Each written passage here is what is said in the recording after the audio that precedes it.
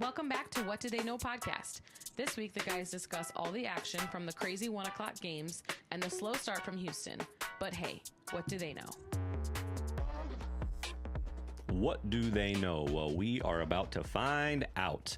Welcome back, ladies and gentlemen, to the What Do They Know podcast, week 3. Nick and Jeff back with you as always. And Jeff wants to start out by giving you some really great analysis of the Saints game yesterday. So, Jeff, take it away. Yeah, I turned it off. that's my great analysis. What a fan.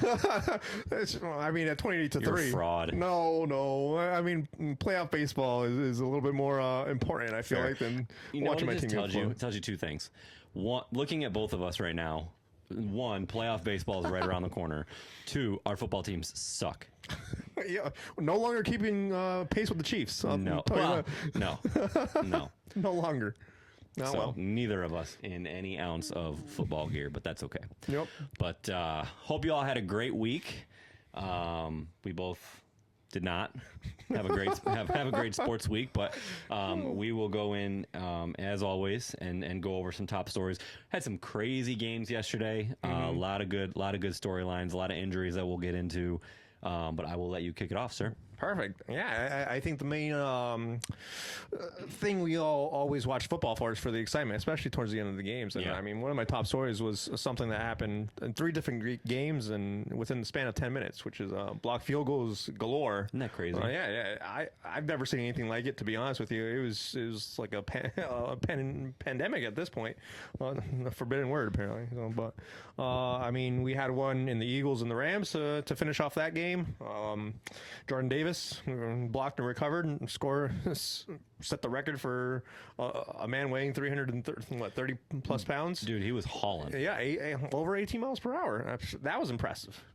So we had that game.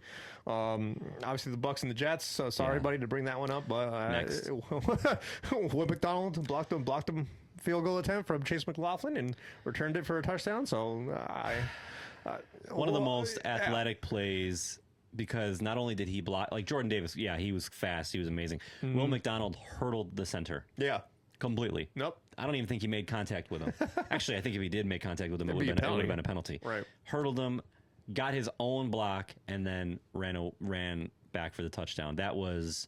I showed you a video. I was in my living room watching that game, and we have a Nest camera in my living room, and so it got my reaction live to watching that game, and I literally was jumping on the couch, scaring my kids, high-fiving them, yelling, Right. clapping, and then the defense blew it. Yeah, and then Baker Mayfield happened. I hear you. Bob Wischusen, by the way, anybody who follows me on Facebook, he's the voice of the Jets. He does all their radio games. Mm-hmm. What a call he had on that. I went back and found it. The Jets were sharing it. It was all over social media because he was going ballistic. He was absolutely ecstatic. And once again, it was wasted. Shout out, Bob. Shout out, Bob. And then the third game, Browns and Packers. So this was not a game, an outcome that I foresaw in any future. Me either. But it was my dad's. The Packers were my dad's Eliminator Challenge pick this week. So sorry about your luck, buddy. Eliminated. I'm moving on. Are you moving on? I wasn't even in that thing. Sorry, buddy. We're just doing the picks, the straight up picks.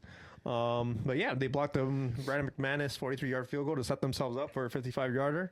And yeah, that's all she wrote for the Cleveland Browns or the Packers. That was pretty impressive. It's funny because when I watch the Jets game, I only watch the Jets game. When I'm not, I'll have all 4 games on or whatever's going on. Yep. So I was oblivious to what was going on around the league. And my phone blew up after that play. Like, holy crap, what an amazing play. Can't believe that just happened. So many people, but then one person was like, dude, this is insane. The same exact thing literally just happened in the Eagles game, and I had no idea. Right. So it was pretty crazy that all happened. And I think the time frame between the Eagles and the Jets were like 2.5 minutes. Like something like super quick. Yeah, everything was like happening like a domino effect almost. It happened pretty simultaneously. But it's great for football. Yeah, I feel like that's the first really good slate of 1 o'clock games that we've had. Yeah. So far. Yeah. I mean, everything kind of. Obviously, there were some surprising outcomes, like the Browns over the Packers. But at the same time, this is any given Sunday, right? For sure. That's why they play the game. That's why they play that's why they play the game. Absolutely. So that was my biggest takeaway from week one. All those outcomes, all that excitement. This is what football is all about.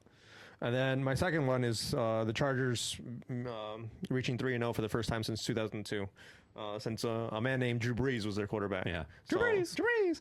But yeah, give all the credit to Harbaugh and Herbert. I mean, they've been balling out. Quentin Johnston has become a reliable receiver. Obviously, I feel like a lot of people questioned his hands and his catching abilities. His first 2 years, people thought he was a bust. Yeah, and now he's flourishing. Yep, he's hauling everything right now. Yeah. And then Keenan Allen, kind of like a resurgence there in LA. So to me, it's been fun to see the Chargers, and honestly, I think they deserve this hoorah. They've played only AFC West opponents, and they've won all 3 games, so they have a stranglehold. That's crazy. I didn't think about that. Yep. 3-0 in the division already. They have a stranglehold in that division already. So it's impressive to see. Herbert leads the league with 860 pass yards, second with 6 passing touchdowns. I mean, he's well on his way to make a really good case for MVP. So this just goes to show you how much coaching matters in the NFL, because I said it after their week 1 game, and they've continued to show that it wasn't just a game plan for week 1 against the Chiefs. All of a sudden, they've completely shifted the identity of their team. Yeah. They were a running team that wanted to just punch you in the mouth and run over you. And like you just pointed out with Herbert and all those passing yards, they're throwing the ball all over the place this year. They're a completely different team. And I just think, again, that shows you what a good, competent coaching staff can do, is you can shift, because correct me if I'm wrong, but it's all the same coaches as last year. Yeah. It's not like they had a new offensive coordinator or a new shift in mindset or a new regime came in and changed everything. Like, this is the same staff who implemented a completely different strategy and an identity to their team. They went from being able to run the ball down your throat to being to pass it over your head. And it's just really, really impressive. Yeah, no, I feel like it's definitely a leap of faith for coaching staff to realize how far your strategies can get you. Obviously, they made the playoffs last year, and running the ball down an opponent's throat can only get you so far. I feel like this quarterback-driven league at the end of the day, and your quarterback is going to make the difference in the playoffs. And maybe it is a change in strategy, maybe it is a change in mindset, but Justin Herbert has, I felt like, to me, has proven himself as an upper echelon quarterback. But now this year, I feel like he's proving himself to be part of the elite. To be honest with you, Yeah. he's making a case to be a top 5 quarterback. Yeah, that game yesterday really surprised me. I kind of fully expected Denver to come out and assert their dominance a little bit more than they did. Right. And it's funny, my brother-in-law and I were talking about the Chargers. It's just it was a weird game. They're a weird team because all of a sudden you look up and they're winning. Like, you look up, like, you just feel like they didn't do anything crazy. They have, like we talked about already, a great passing attack. But I think what it comes down to is they're in control. Yeah. Even maybe when they're not winning, they're right there. They're chipping away. Yeah. And then before you know it, they have that big explosive play, like to Quentin Johnson or to Keenan Allen or McConkey or whatever. It's just very impressive. Very, very impressive. Yeah, and these are games like we would talk about earlier in the year. They'd find ways to lose. Correct. And I feel like it was a blessing in disguise to have the Chiefs week 1 and not. Maybe it's even not blow it. Yeah, not blow it, and even more so, maybe not even the. I guess the pressure of being either on your home field or in Kansas City. I think being outside of the country in general with a bunch of fans in a neutral site might have helped them out a little bit. And, then they don't have the pressures of playing on the road, or maybe there's more Kansas City Chiefs fans in LA than there are Chargers fans. Obviously, LA isn't really established for Chargers fans. They're probably more leaning towards the Rams, but to me, I'm happy for the Chargers overall. Yeah, I really am. Now I'm gonna say this. Oh no. Next week is if there's such thing as a trap game, next week is a trap game. They're 3-0 in their division. They just knocked off the Broncos. They're going to the East Coast early game against an 0-3 Giants team who may or may not be starting Jackson Dart, a desperate team to get a win. That to me is a big trap game. So I'm not saying that I am going to pick the Giants. Right. But it wouldn't surprise me one bit if that's all of a sudden we're sitting here praising the Chargers and then they lay an egg on the East Coast against the Giants. Right. Yeah. Ooh, I'm gonna bookmark that for next week. Ooh. Okay. No. So my first top story is equally surprising to me in the opposite direction, and that's the fact that the Houston Texans are 0-3. Yeah. And you know, they just don't look right on offense. So for their 3 games, they've scored 9, 19, and 10 points. Yeah. Respectively. And I don't know what is going on. CJ Stroud doesn't look comfortable. He doesn't look like he's in a rhythm at all.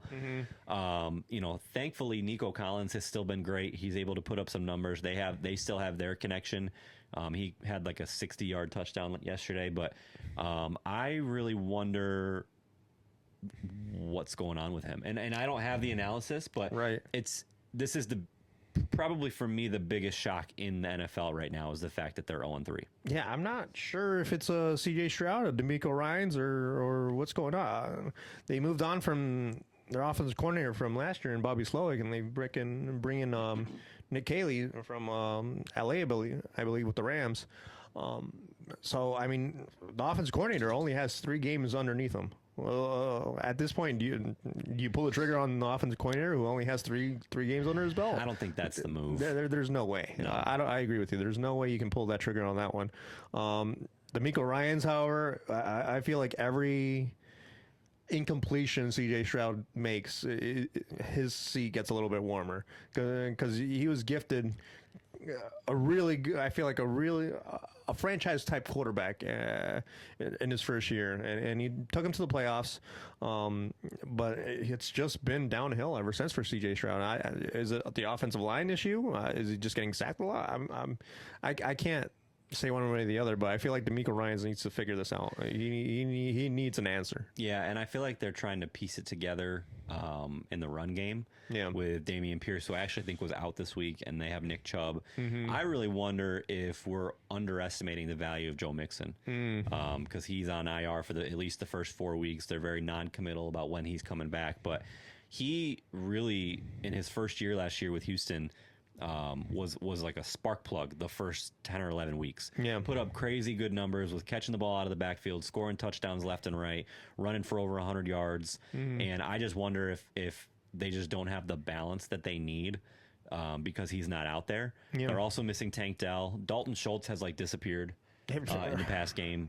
So they just, it's very, very odd. And again, this was the division that I feel like most people had the most confidence in, as far as, you know, predicting who would win it. Right. And so I mean, talk about an 0-3 team that's not out of it yet.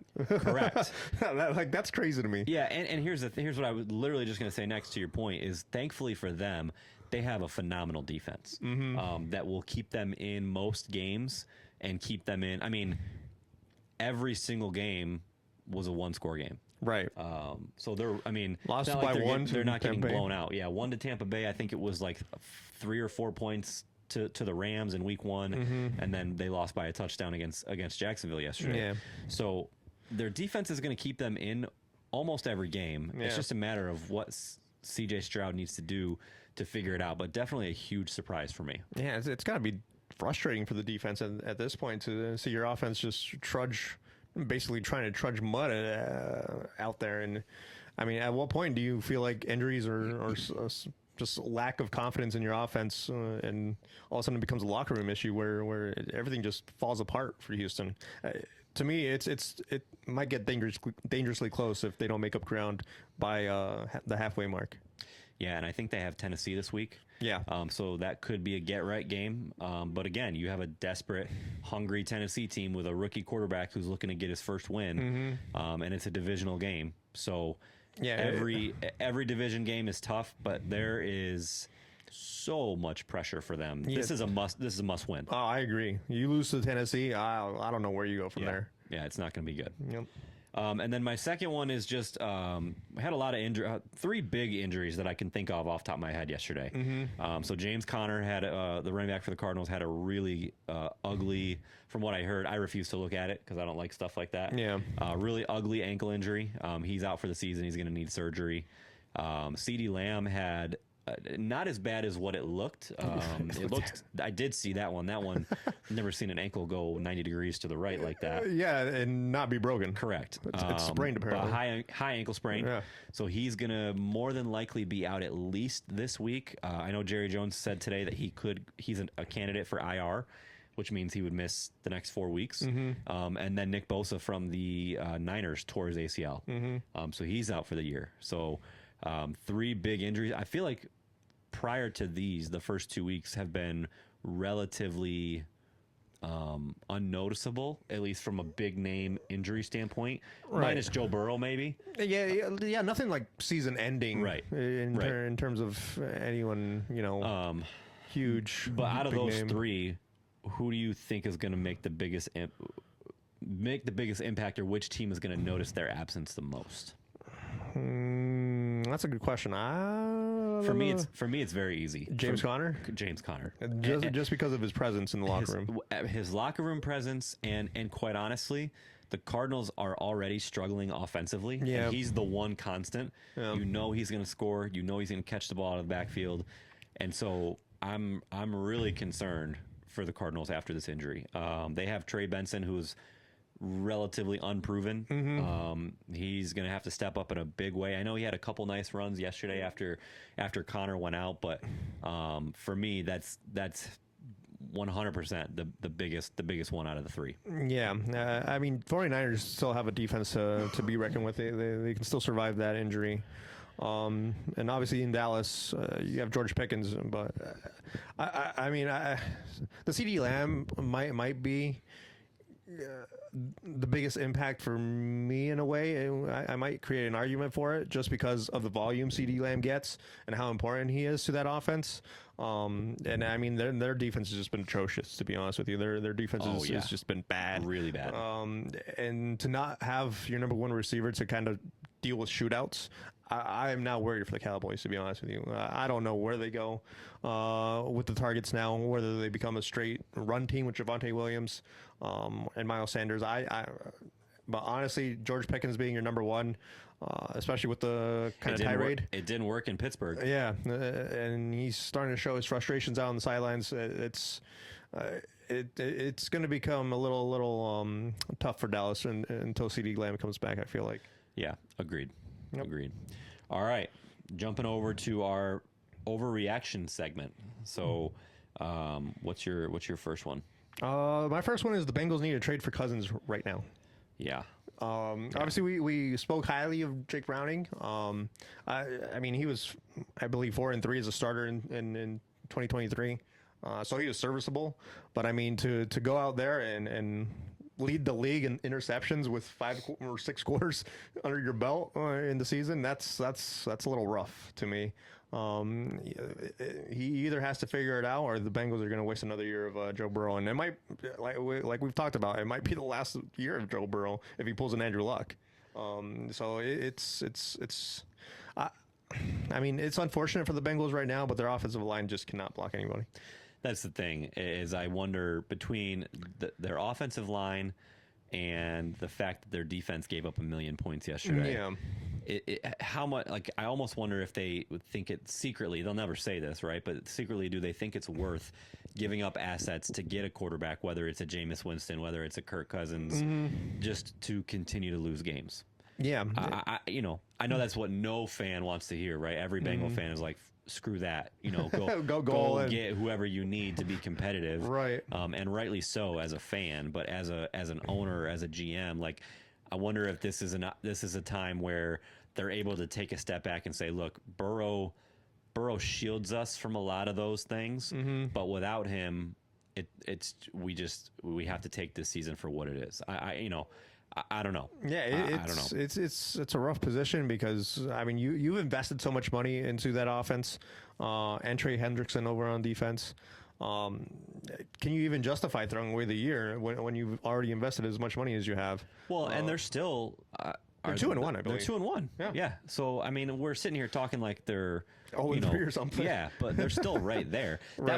That was a ugly game. That was a Brian Flores coming after a backup quarterback. Yeah. That's what that was. So Yeah. who knows? Maybe next week. I think they play the Broncos Monday night, if I'm not mistaken. There's a doubleheader next week. Who knows? Maybe we're going to sit here and say, look, the Vikings game was just a fluke. Browning can still ball out, and the Bengals are going to be good. I don't know, but I almost, when you get blown out that bad, it's almost like, okay, do you just have to say, that's a fluke, that's not reality, or is it a bigger issue? Yeah, honestly, I do not envy the GM of the Bengals right now. That is a position I do not want to make any decisions in. I don't think there's a right or wrong answer, but I think it's just filled with wrong answers. To be honest with you, there's nothing you can do that's going to stabilize that ship anytime soon, I feel like.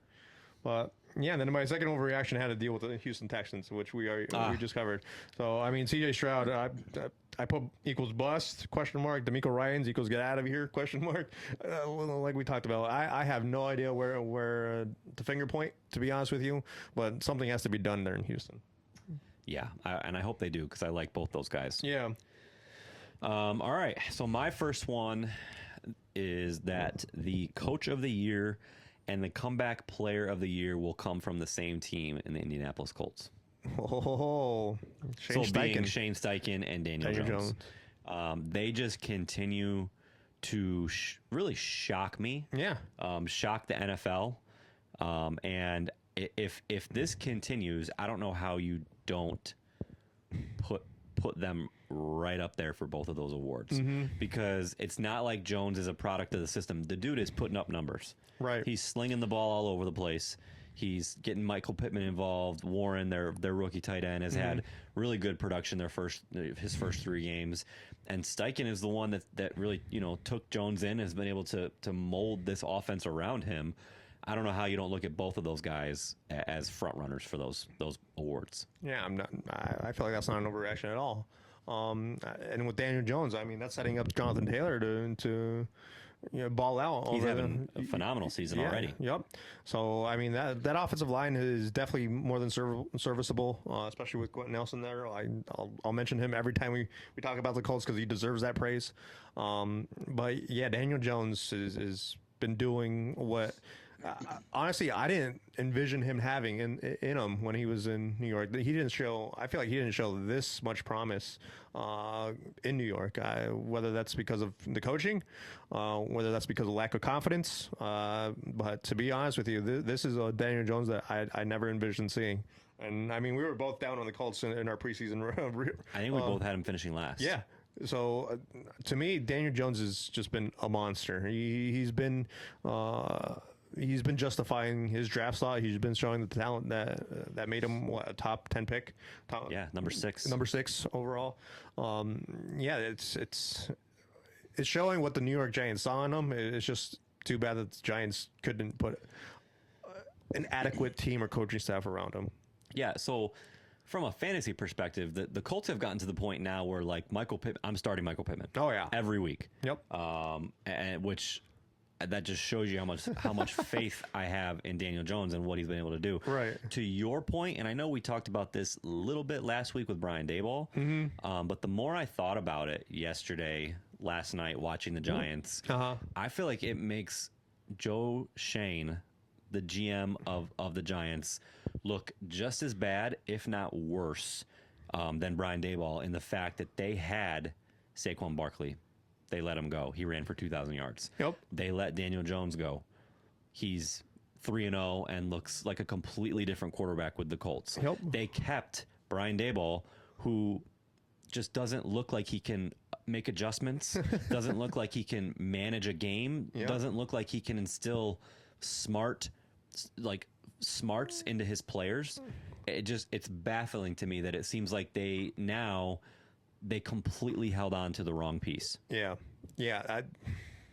I mean, I think we always revert back to that clip of where the owner talked about if Barkley signed with the Eagles, that was gonna keep him up at night. And it ended up happening.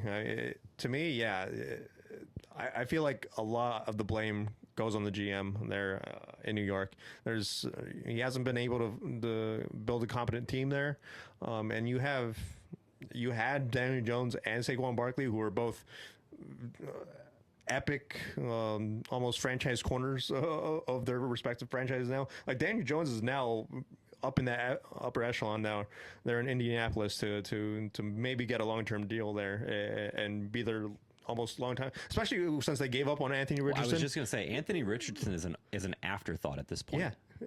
Like there's no reason for Anthony Richardson to be considered the franchise guy there anymore. It's done. It's over with. It's Daniel Jones' team now, and with Saquon Barkley, he's living it up over in Philadelphia. He won a Super Bowl ring there already. I mean, there's not much left for him to prove there, even though he's only been there a year and 3 games.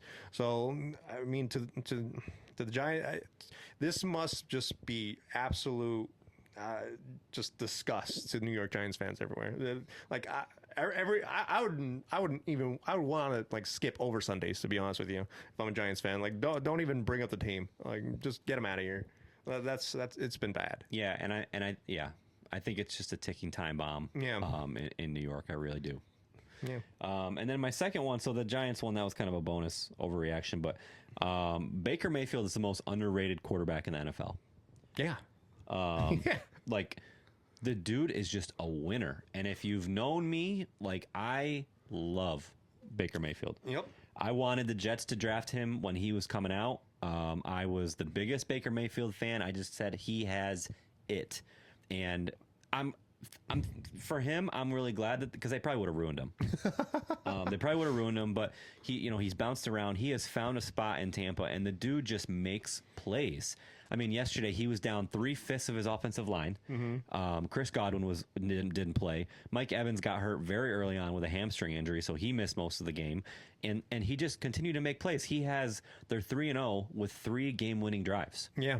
The defense has given it up in some form or fashion all 3 games, and they have marched right down the field in under 2 minutes in all of them for wins. And so his stats so far this year, he's 61 of 99, which is a 62% completion percentage, which is great. 615 yards. He's got 6 touchdowns, no interceptions, and he has a rating of 99.5. Ooh.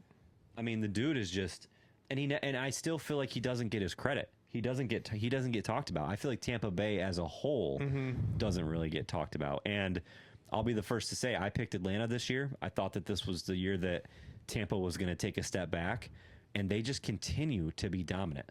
Yeah, no, I mean, everything you described about Baker Mayfield is signs of a leader. Like it's more. He's just got swag. Yeah, he just doesn't care. Yeah. You just feel like he's gonna go make a play for you. Yeah, I mean, the clip that is like resounding when I think about Baker Mayfield now is when he gets injured and he hears someone talking smack and he gets right back up. Like, what'd you say? Yeah.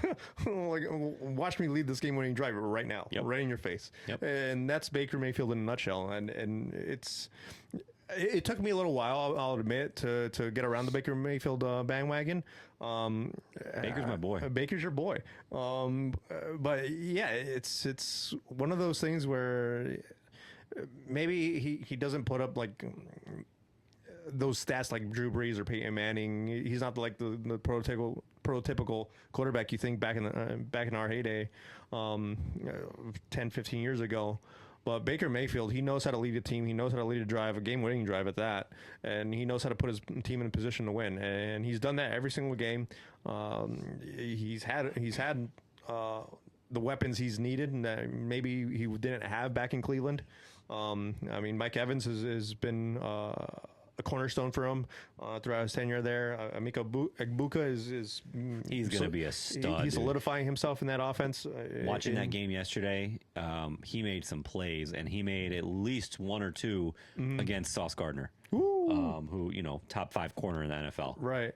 Yep. And then in the backfield, you got Rashad White and Bruce Irving. It's just one of those things where Tampa has built their team right, and it's taken a lot of years, even back when Tom Brady was there. I feel like Bruce Arians and Todd Bowles have kind of like carried the baton and solidified that entire organization, especially in a weak NFC South division where you don't have too much competition. And like you said, Atlanta was probably their biggest form of competition. I just want to say, Michael Penix, he looked like a right-handed quarterback throwing left-handed yesterday. I was watching that game. I was like, what are you, wow. I don't know what happened there. Also, your Panthers did it to you again. I don't recognize that team at all. Oh my God. Jeff has picked against the Panthers all 3 weeks. Well, I picked actually 4 on week 1, and they lost. And then I picked against them, and they covered the spread the second week against the Cardinals, and they trounced Atlanta 30-0 this past week. Yeah, It's becoming personal. They win. I'm throwing in the towel on this one. I don't want to talk about the Panthers ever again on this show.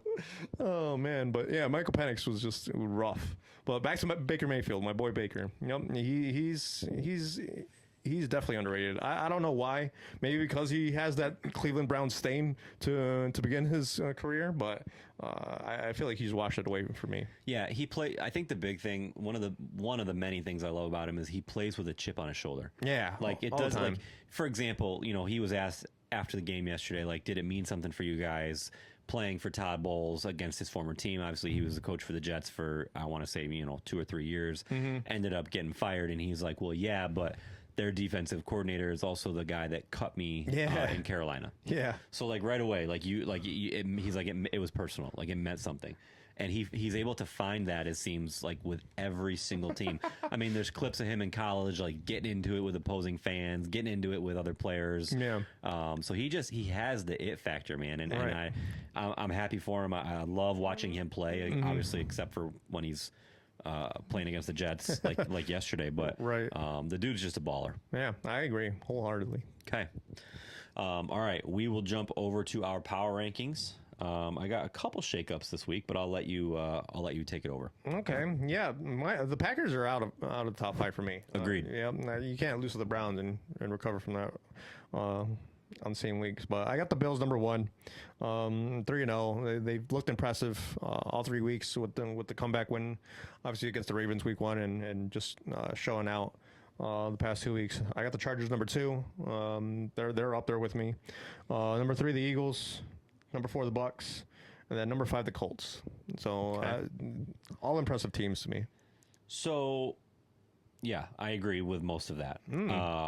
Also, side note, I'm feeling really good about my Super Bowl prediction. Oh yeah, can you remind us what that is again? The Bills over the Eagles. Bills over the Eagles. Gotcha. So both of those teams look amazing. Yeah. So I have the Bills number 1.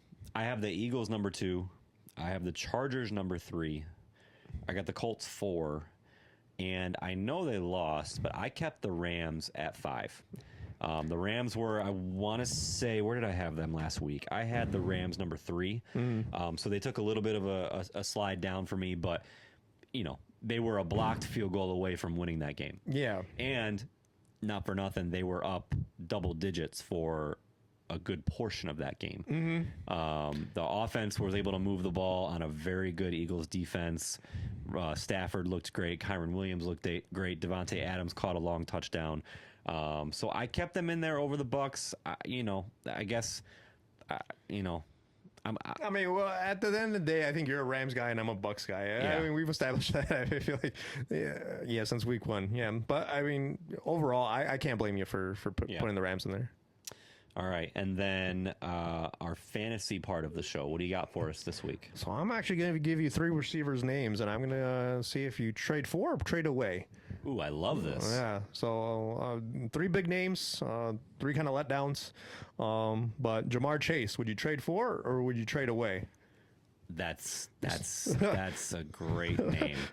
So the question for me is, who's gonna trade for him? Well, someone who's probably looking for upside. I mean, I know Joe Burrow's going to be back around during maybe playoff time. Maybe looking for a little buy low concept there. I mean, he has 21 receptions on 27 targets, 241 yards on a TD.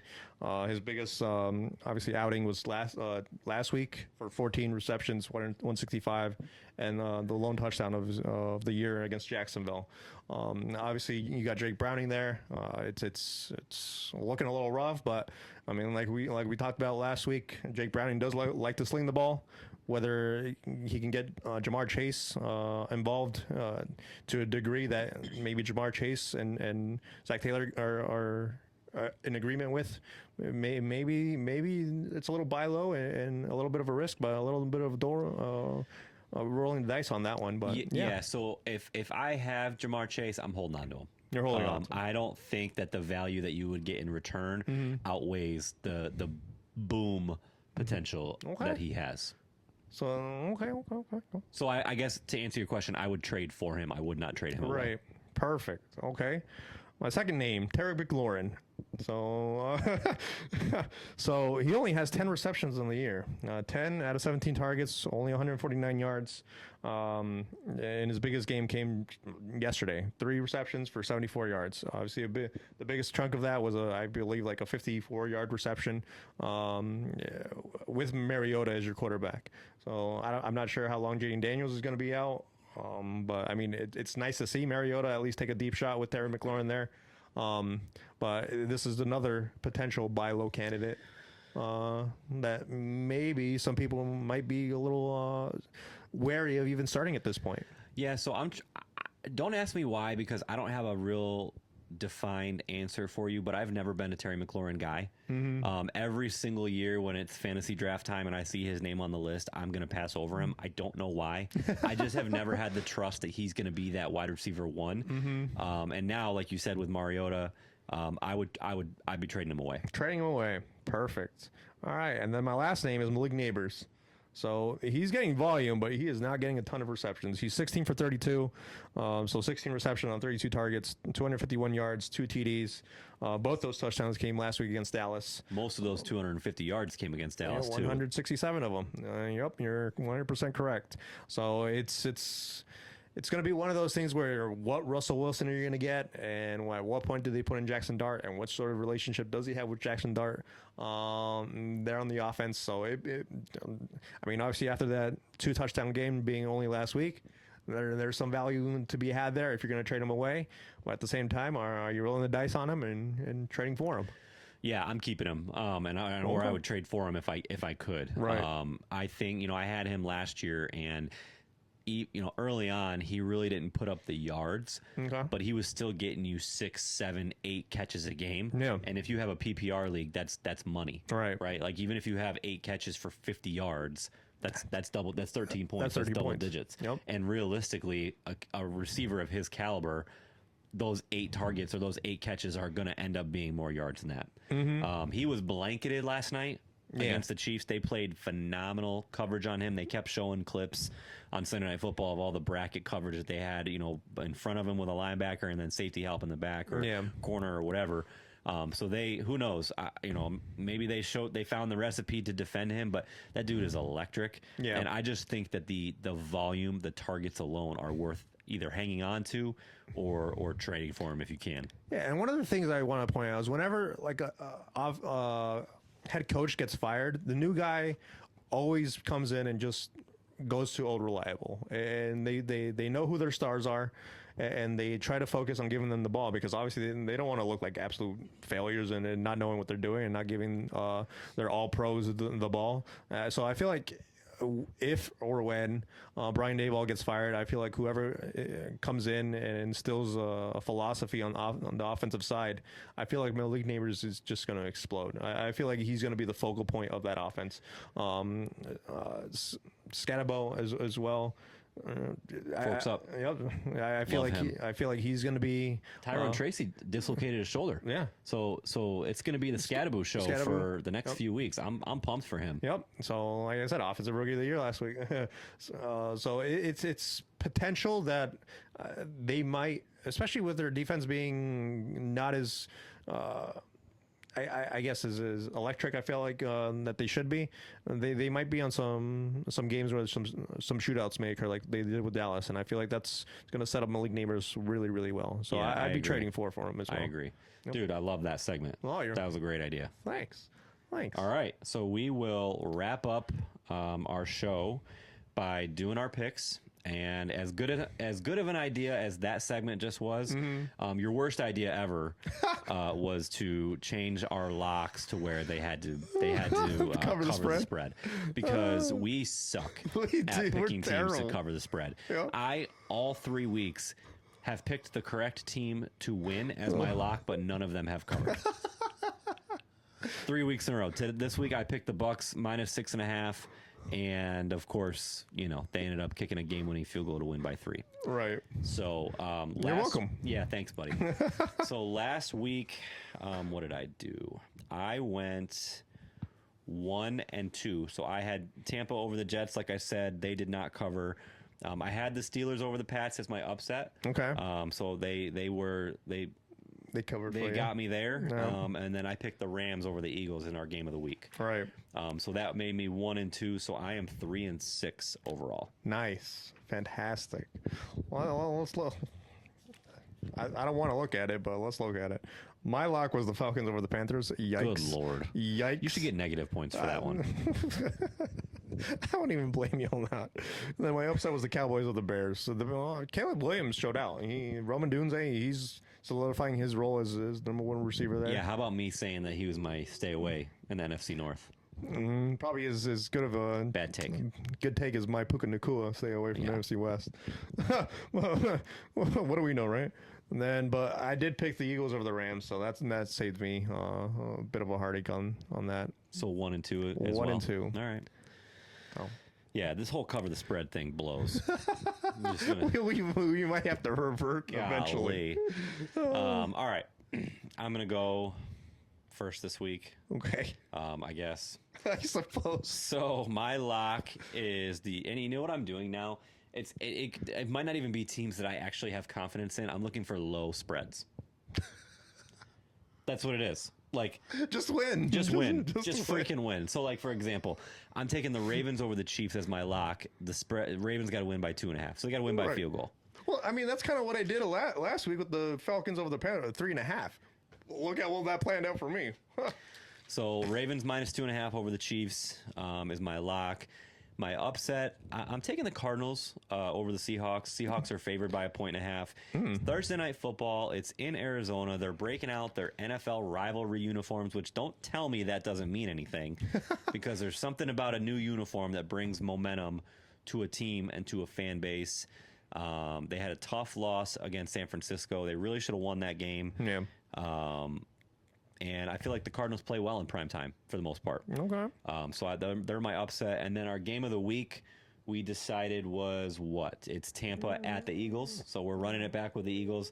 That's in Tampa, isn't it? Is it in Tampa? I believe it's in Tampa. Awesome. Well, that makes me feel even better about the fact that I'm taking Tampa. Oh, okay. So I take Tampa over the Eagles. Well, we're actually matching up on that one. I actually took Tampa over the Eagles just because it's in Tampa. And I mean, that's the only reason I took the Eagles over the Rams, because it was in Philadelphia, to be honest. I felt like a West Coast team going over to a very hostile environment in Philadelphia was, it is what it is. But Tampa Bay, I feel like Baker Mayfield has that team just rolling right now. And for the Eagles to roll in there, I think Tampa, especially with all the scrutiny with the tush push right now, dude, I feel like it's a lot of head noise. We haven't talked about that. Something's got to change. I have nothing against, like, when they voted not to ban it. Okay, like I'm fine with that, but you have to police it. Yeah, because they're jumping off. They're having false starts almost every single time. Yeah. I mean, I think the Saints tried doing a tush push and they got called for a false start, and I was like, "This just sums up my team right here." Like this is the difference between a championship caliber team and the Saints. I mean, it's ridiculous because like they can have their whole offensive line go early, but freaking Jawan Taylor for the Chiefs, the dude never gets called for a false start, and he's early every single time. Yep. Nope. So that play, man, I feel like it's bringing so much controversy. It's a boring play. Yeah. Like I get why people don't. I mean, but just stop it. Find a way to stop it. But at the same time, run it correctly. Police it correctly. Right. Is my thing. Yeah. I mean, putting yourself from a 4th-and-1 to a 4th-and-6 obviously will change up the dynamic of a game, and I mean it'll be less tush pushes across the way. But yeah, it's. Yeah, I mean, I like I said, I get it as well. I understand your viewpoint, but I don't know. I'm not a fan of it, to be honest with you. Like you said, it's a very boring play. Well, alas. My lock. I know you talked about the trap game, Chargers and the Giants. I actually am taking the Chargers over the Giants. Boy. This is gonna I did not know that when I said that earlier. Yeah. No, This is in my great. head. Yeah, in my head, I was like, oh boy. So it was -6.5, right? Yeah, -6. Yeah, I got -6. Okay. All right. 6.5. I mean, they still have to win by a They got touchdown. to win by a touchdown. Nope. Okay. So I don't. I'm just not trusting the Giants' offense right now, and I don't know. Upset. I mean, I looked at all the games, and I'm not a fan of any of them. I know. To be honest with you. The same way. But I'm going with the Jags over the 49ers. Okay. And I feel like the Jags are rolling a little on house money right now. 49ers, they just lost a vocal leader and a leader overall in Bosa. So, I mean, the Jags, although they're traveling over to the West Coast, I feel like they might pull up a little bit of a shocker. Okay. So I like it. That's where I'm at. All right. Well, what's the spread there again on your lock? Oh, 6. 6. Okay. Yep. That's the It's a TD. dude. It's horrible. Honestly, at this point, after the Panthers game, I don't know anything. It's just become comical. Yeah. It's only 3 weeks in, and it tells you how good or how hard it is to like bet on football. Oh, yeah. And bet on spreads. Yeah, It's ridiculous. Yeah, spreads are awful. Honestly, whatever I did bets, I just did money line. Correct. I am not doing anything Yeah. with spreads because I do no. There's no way. Right. Yep. Agreed. All right. Well, that'll do it for week 3. Hope you guys enjoyed. As always, feel free to send in any questions, topics. Jeff's segment about fantasy football, would you trade for him, trade him away, I thought was amazing. If you guys have anything like that, let us know. And hopefully this time next week, both of us will still be wearing our baseball gear. Because baseball playoffs will be in full effect. We got 1 week left. Go Yes. Yanks, go D-backs. Yeah, the Saints are playing the Bills this week, so dear God. I need something to root for, and Yeah. I'm hoping the D-backs sneak in. So the Jets are going to be part of arguably the worst Monday Night Football game ever. The 0-3 Jets at the 0-3 Dolphins. Sign me right up. Yeah, we'll Fly me actually out. be more than likely recording next week during that. So maybe we'll get some live reaction from yours truly, which I've been told is just people love that. How I am so quick to unleash terror on them. So, all right. Perfect. We will talk to you guys next week, and we hope you enjoyed. Yep, go D-backs. We want to hear from you. Stir up some conversation or controversy and reach out to us on our social media platforms to add to the weekly conversations.